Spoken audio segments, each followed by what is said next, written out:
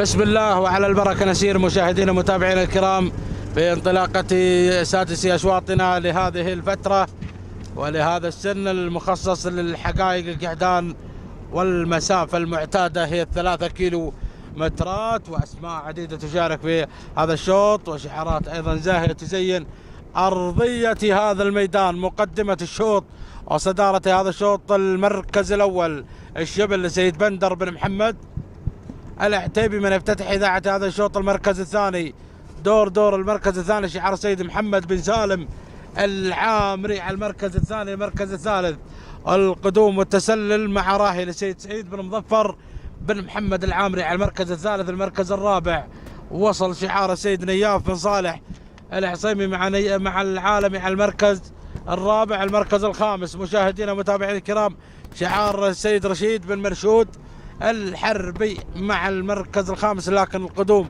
والتسلل اللي غير وانتقل مشاهدينا ومتابعينا الكرام للسيد عيد بن عطله سيد عيد بن عطله الجهني مع الحجازي اللي غير وانتقل بدوره الى المركز وصدارة هذا الشوط. هذه نتيجة مشاهدينا الكرام 5 المراكز المتقدمة، ولكن نعود مع الصدارة والمقدمة مع الحجازي عيد بن عطله الجهني غير وانتقل بدوره صدارة هذا الشوط، انطلق على المقدمة والصدارة، لكن دور المركز الثاني سعيد بن مظفر بن محمد العامري مع راهي على المركز الثاني. المركز الثالث محمد بن سالم العامري مشاهدينا الكرام مع شاهين على المركز الثالث. المركز الرابع وصل شعار سيد رشيد بن مرشود الحربي على المركز الرابع. المركز الخامس مشاهدينا ومتابعينا الكرام لسيد محمد بن شاوي الشمري مع المركز الخامس.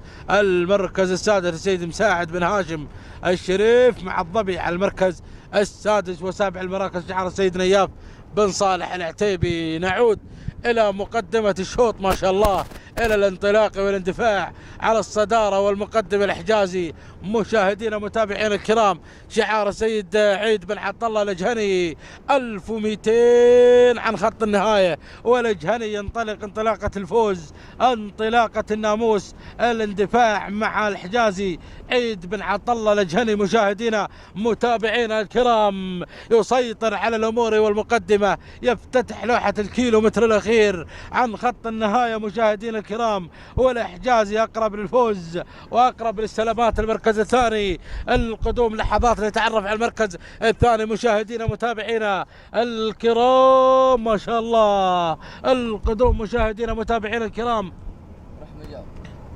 مفتاح رحمة جابر مشاهدينا الكرام المركز الثاني للسيد مفتاح بالرحمة بن جابر على المركز الثاني. المركز الثالث محمد بن شاوي الشمري وصل شعار السيد مساعد بن هاشم الشريف. ولكن نعود إلى مقدمة الشوط، نعود مع الجهني اللي طار بالمركز الأول، طار على الصدارة والمقدمة عيد بن عطله الجهني مشاهدينا متابعينا الكرام يا سلام مع الحجازي مشاهدينا الكرام للسيد عيد بن عطله الجهني على صدارة هذا الشوط مع 500 متر الأخيرة مع صدارة هذا الشوط ومقدمة هذا الشوط عيد بن عطله الجهني مشاهدينا متابعينا الكرام. المركز الثاني وصل شعار الشمري محمد بن شاوي الشمري على المركز الثاني. المركز الثالث مساعد بن هاشم الشريف على المركز الثالث او شعار السيد سعود بن نايف بن عمير العتيبي. لكن نعود مع مقدمة الشوط يا سلام يا الحجازي عيد